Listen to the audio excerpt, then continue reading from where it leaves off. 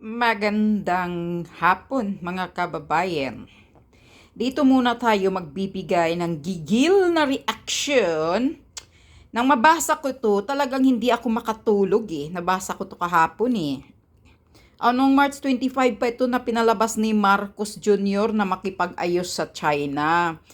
Sabi ni Ngagba dito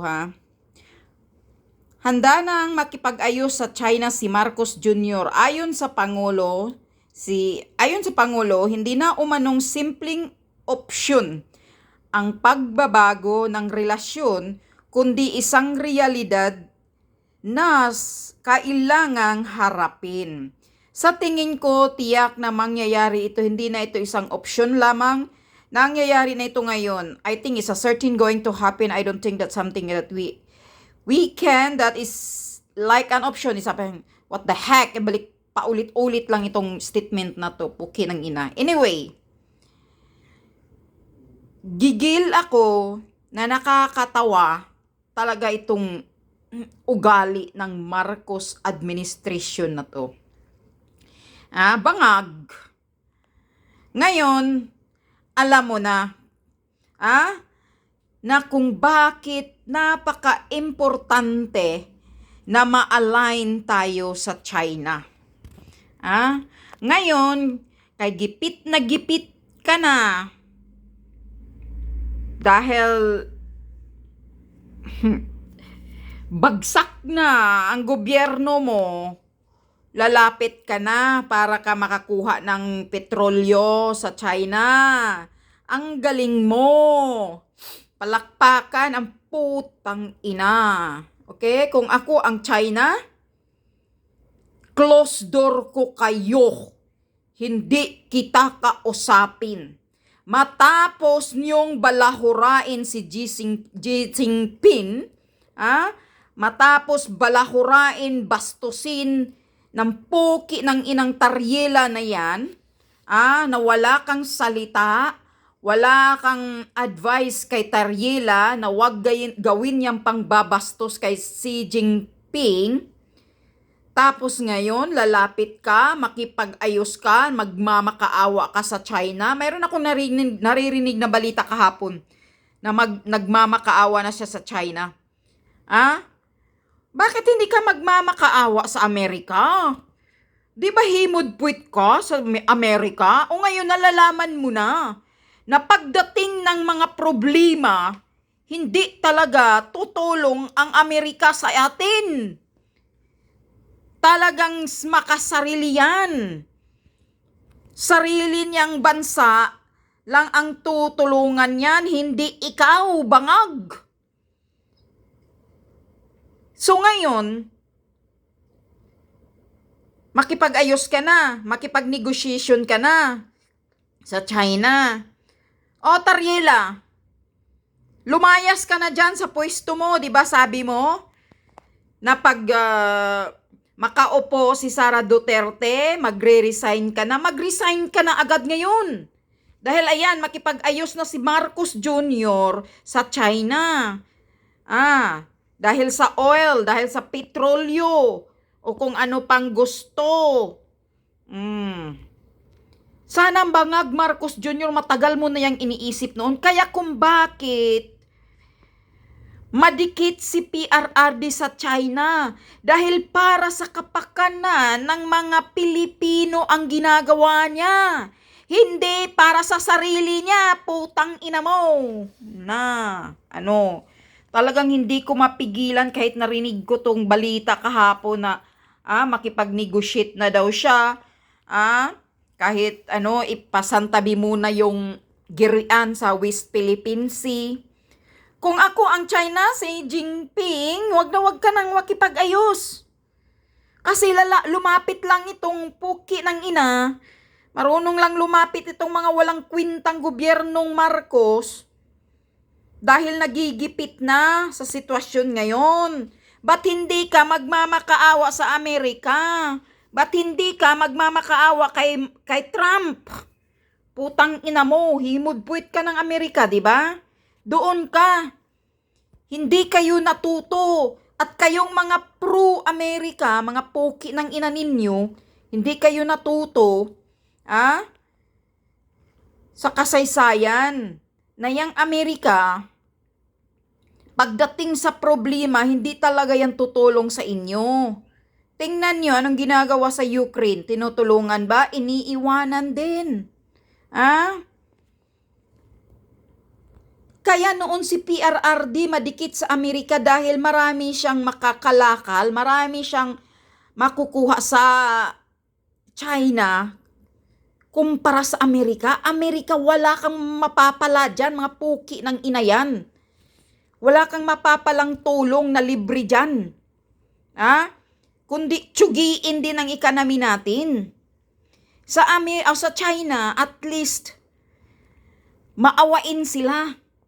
Noong last nating nagkaroon tayo ng bagyo at baha, di ba nagbibigay pa ng tulong ang China ng libre? Bago balahurain ni Tariela yung mga picture ni Xi Jinping? Ikaw, Tariela, lumayas ka na. Ikaw, bangag, Marcos Jr., para makikita na sinsiro yung pagmamakaawa mo, yung makipag-ayos ka sa China.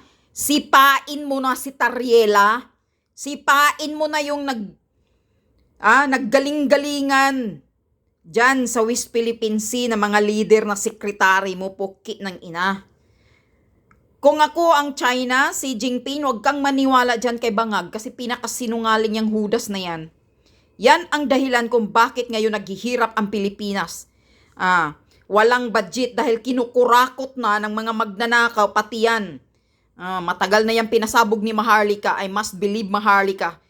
She is telling the truth dahil yung mga pinagsasabi ni Maharlika ay galing yan sa loob ng mga information. Diba noon, may nagsasabi kay Maharlika na kukunin daw ng Office of the President ang budget ng PhilHealth. So anong nangyari? Di ba totoo? Mga kababayang tanga? Di ba totoo na kinuha ang PhilHealth? Hanggang ngayon, hindi pa sinauli. Sabi ni Marcos Jr., ibalik ang 60 billion pero hanggang ngayon hindi binabalik. Naggumawa agad sila again ng bagong budget ngayon 2026 para takpan yung ninakaw nila. Sa atin pa rin, pira pa rin natin, galing pa rin sa ating pira. Yung pira natin noong nakaraang 2025-2024 na budget, ninakaw na nila yung budget ng PhilHealth. Ngayon, 2026, nilagyan nila ng budget ang PhilHealth. Pero binalik ba nila galing na sa ninakaw nila? Hindi. Galing pa rin sa atin. Galing pa rin sa pira ng mga taxpayer. Tayo pa rin ang nagpuno dyan sa budget na yan. Hindi talaga na binalik ng Marcos administration na ninakaw niya noon ang 98 billion yun. Tapos sinasabi niya sa press ko niya 60 billion ibabalik niya. Puki ng ina mo. Kaya ang kasinungalingan mo, Marcos, wala na talagang naniniwala sa'yo. Kaya bagsak na bagsak talaga yung yung puki ng ina mong trust rating mo dahil wala nang naniniwala sa'yo. Wala ka nang makukonbinsing Pilipino na maniniwala sa'yo, putang ina. Puro kasinungalingan ang pinagsasabi mo. Puro kasalita. Kumilos ka. Ngayon sabihin mo makipag-ayos ka sa China dahil gipit na kayo sa oil. Wala na. Ubos na. Puki ng ina. Bago mo pinapahirapan ang mga taong bayan sa kahirapan tapos ngayon babalik ka sa China? Ba't hindi ka magmamakaawa doon sa Amerika? Hindi ka natuto. Wala ka talagang alam. Tanga ka talaga. Wala ka talagang alam magpatakbo. Wala kang alam sa foreign policy. Isipin mo yan, Marcos, kung saan sana tayo makakuha ng magandang kinabukasan para sa bansa, doon ka didikit. Hindi sa puki ng ina, dumikit ka sa Amerika dahil sa personal interest mo na para yung mga ari-arian o mga pira ninyo na naka-freeze sa Amerika, baka yun ang habol mo, putang ina ninyo.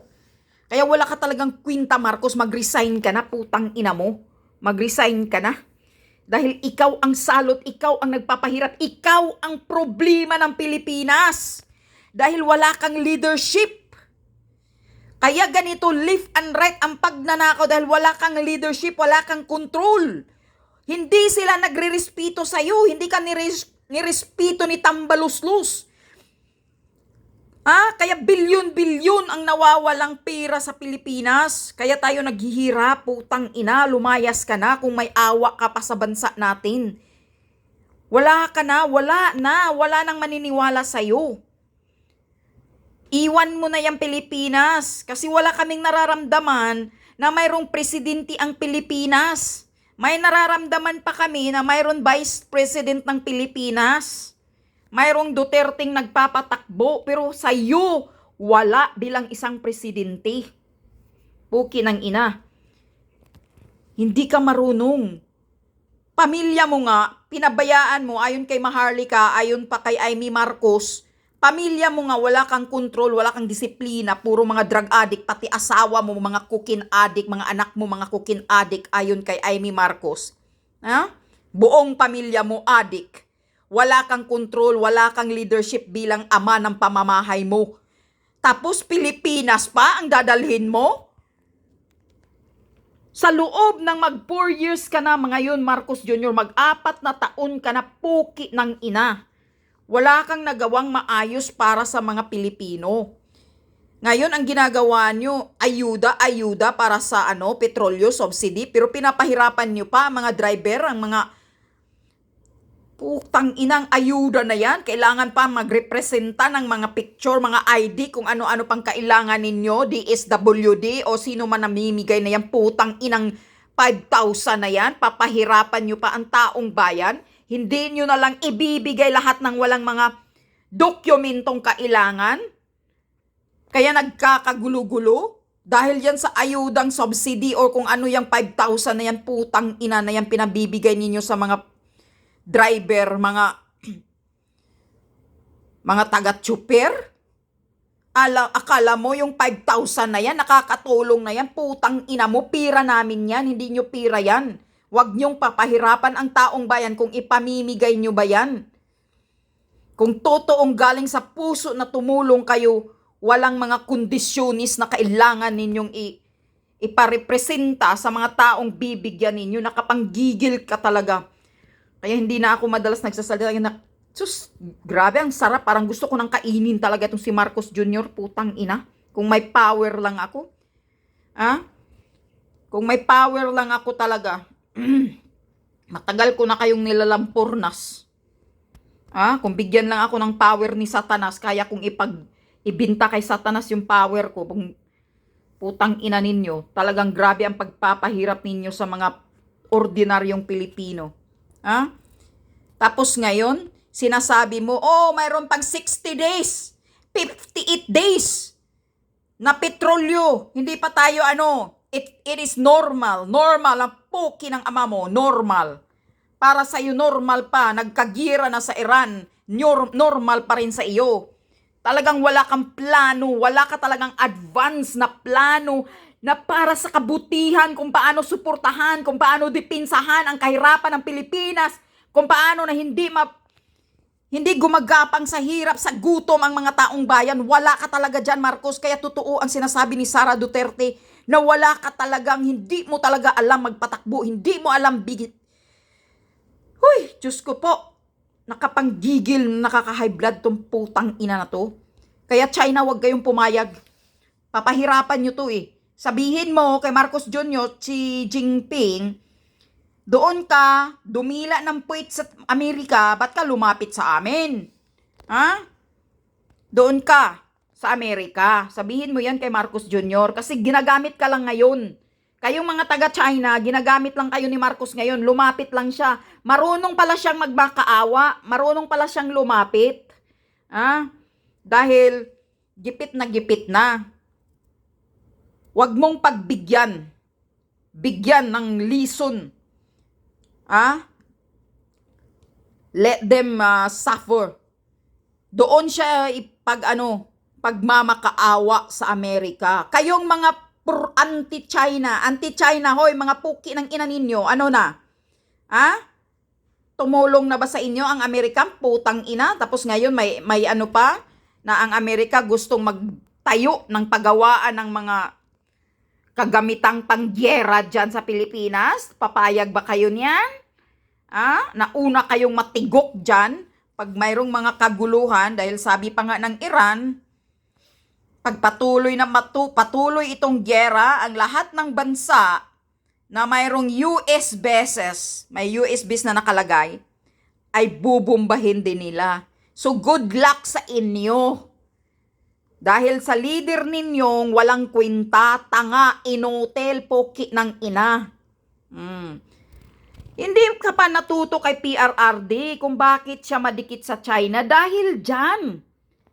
Dahil ngayon, ang China ang pinakamalaking, wala nang Amerika, wala nang power yan, putang ina yan. Ang China, ang powerful ngayon sa buong mundo, na halos nandoon sa kanila lahat. Ha? Kaya dumikit noong panahon ng COVID. Noong panahon ng COVID, sino ang tumulong sa atin sa bakuna? Di ba China? Tumulong ba ang Amerika? Hindi. Ginigipit nila yung mga baksin sa kanila lang. Pero ang China nagbibigay agad sa atin noon kay PRRD nang humingi siya ng tulong kahit utang. Yan ang magaling na presidente, Marcos Jr. Matuto ka na sa steps na ginagawa ni PRRD, putang ina mo. Itakwil mo na yung Amerika.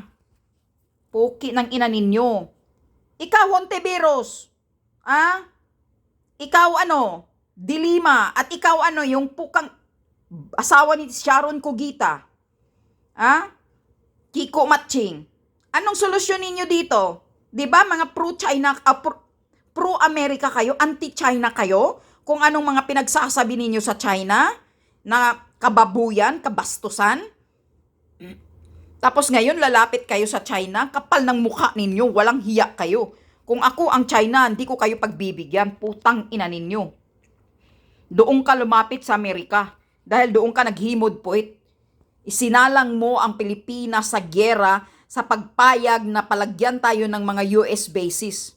Kung ako ang China, bago kita bibigyan, tanggalin mo muna yung mga US bases at umiwas ka muna, alisin mo yung pagkahimod puwet mo sa Amerika. Yan ang kondisyon ko kung ako ang China.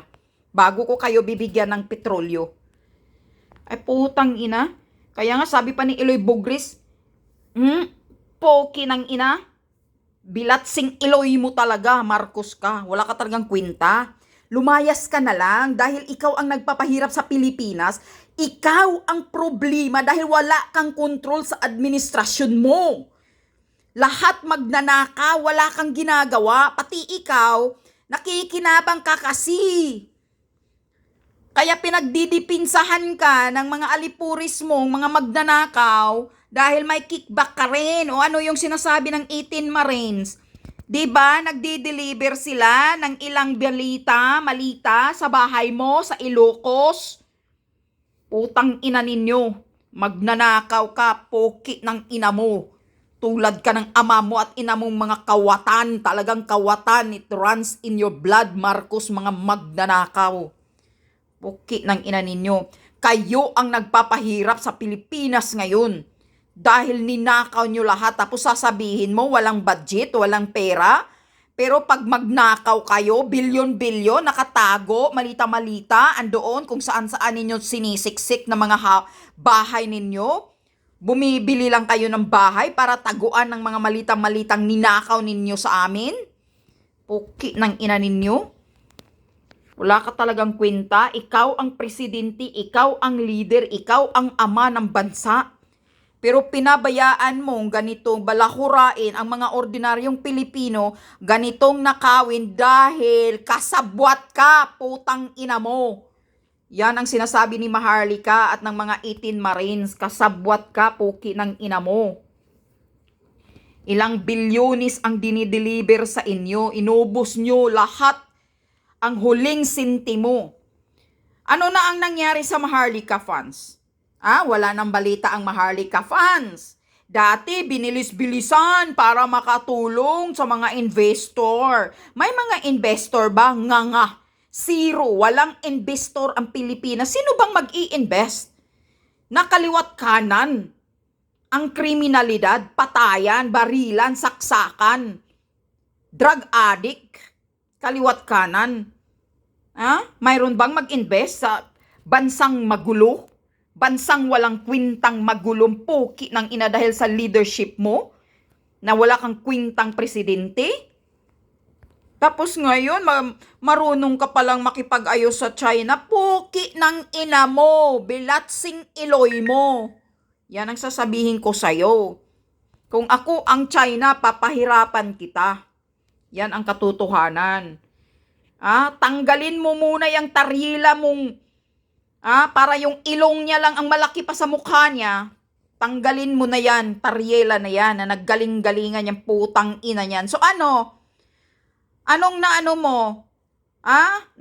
Nakipaggulo kayo sa China dahil yung rason nyo ang West Philippine Sea. So anong napala nyo dyan sa West Philippine Sea? Puki ng ina ninyo. Whereas kung ginagawa mo yung ginagawa ni PRRD noon na makipag-ayos lang sa China para lang makapangisda yung mga mangingisda natin, sana wala silang problema. Pero nagtapang-tapangan kayo na puki ng ina ninyo na nakasusuka naman kayo na wala naman kayong tapang. Tapang-tapangan kayo dyan, mga Navy, mga Marines dyan sa dagat ng putang ina ninyo. Na yung armas ninyo, di naman nyo kayang makipaggera sa sa China. Hindi nga kaya ng Amerika makipaggera sa China eh. Sige nga, subukan ng Amerika bumbahin ang China. Tingnan natin kung kaya nila. Hindi nila kaya. Malaki lang ang bunganga ng Trump na yan dahil may kinasasangkutan. Kaya nga, ginigira lang niya yung Iran. Binumba agad yung Iran. Dahil daw di umano sangkot sa Epstein file. Na ayan, kumakain ng mga bata. Pumapatay ng mga bata. Andoon yung pangalan niya, andoon yung mukha niya sa Epstein files. Kaya nga daw, yun daw ang rason. Kaya daw nga nakipaggera para mapagtakpan yung issue sa Epstein files. Kasi karamihan ng Americans ngayon, ng mga tauhan doon, nagre-react sa Epstein files na kinasasangkutan ni Trump. Yun daw yun. Kaya daw, biglang nakipaggera para pagtakpan ang issue. Para pagtakpan nga ni Marcos Jr. ang issue na maraming problema ang Pilipinas, gumugulong na sa putikan, kaya Marcos, yung survey mo, walang-wala na talaga. Umalis ka na lang dyan. Kung mayroon ka pang hiya, na nakatitira, nakatiting, kung mayroon ka pang awa sa Pilipinas, lumayas ka na. Ibigay mo na kay Sara Duterte ang pagpapatakbo ng Pilipinas. Dahil kahit sa 2028, pag alis mo putang ina mo, mahihirapan na ang nakaupong presidente ang papalit sa'yo dahil sobra na ang pangbababoy, ang pagnanakaw ang ginagawa mo sa Pilipinas. Sigurado, ang presidenteng makaupo, pag makaupo si Sara Duterte sa 2028, dahil sigurado talagang mananalo si Sara, talagang mahihirapan si Sarang maibangon ang Pilipinas. Dahil binahura ng tudo talaga ng maputang inang walang kwintang gobyernong Marcos. Mga magnanakaw, mga kawatan, kayo ang nagpapahirap sa mga ordinaryong Pilipino. Ngayon, biglang sumipa ang presyo na 100 plus na, 100 magkano na yung litro ngayon ng diesel or ano. Kaya nahihirapan na yung mga tsuper. Tapos 5,000 lang. Kung magnakaw kayo, bilyon-bilyon, ibigay mo yung mga ninakaw ninyo, mga putang ina ninyo. Kunin mo lahat sa mga magnanakaw na mga secretary mo, undersecretary mo sa mga DPWH na mga magnanakaw niyan. Tapos ngayon, ginawa yung state witness si Tambalos Luz Romualdez na pagkatapos magnakaw ng bilyon-bilyon, putang ina ninyo. Akala mo naniniwala yung taong bayan sa mga anong ginagawa ninyo? Gumugulong na sa putikan ang Pilipinas, tapos impeachment pa rin ang gagawa ng mga House of Crocodile dyan sa Congress. Kayo mga putang inang mga congressman kayo dyan sa House of Congress, nagkagulo na ang bansa, wala nang makain ang karamihang tao. Wala pa rin kayong ginagawa, kundi yung pinag-aano ninyo, impeachment pa rin yung ginagawa ninyo, putang ina ninyo, pamulitika pa rin yung ginagawa ninyo. Kahit anong gagawin ninyo kay BP Sara, hindi kami papayag. Yan ang tandaan ninyo. Mas kayo pa ang ibabagsak namin dahil naniniwala kami na ang mga Duterte ay hindi mga magnanakaw. Ginagawa lang nila ang maayos na para sa kabutihan ng mga ordinaryong Pilipino, hindi para sa mga mayayaman. Putang ina ninyo na palalamunin ko kayo ng mura, poki ng ina ninyo. Kailan pa kayo kukunin ni Satanas? Mga wala kayong kwenta. President Xi Jinping, wag mong bigyan yang si Marcos Jr. Papahirapan mo. Putang ina, patapos balahurain ka ni Tariela, bastusin ka ni Tariela, tapos ngayon lumapit sa iyo sa China, magmamakaawa. Wag mong bigyan. Yan lang ang masasabi ko. Dahil mga walang kwinta at mga traidor yang mga pagmumukha niyang kaharap mong Marcos Jr. na yan, traidor na yan. Tingnan mo kung anong ginagawa niya kay PRRD. Matapos pinalibing niyang nabulok niyang ama, tinapon si PRRD sa ICC. Dahil sa political ambition niya. Traidor yan, putang ina na yan. Traidor yung mga Marcos, huwag kang maniwala dyan. Walang kwintang tao sa nilalang yan, mga hayop na yan. Kawatan, magnanakaw, kurap. Tang ina.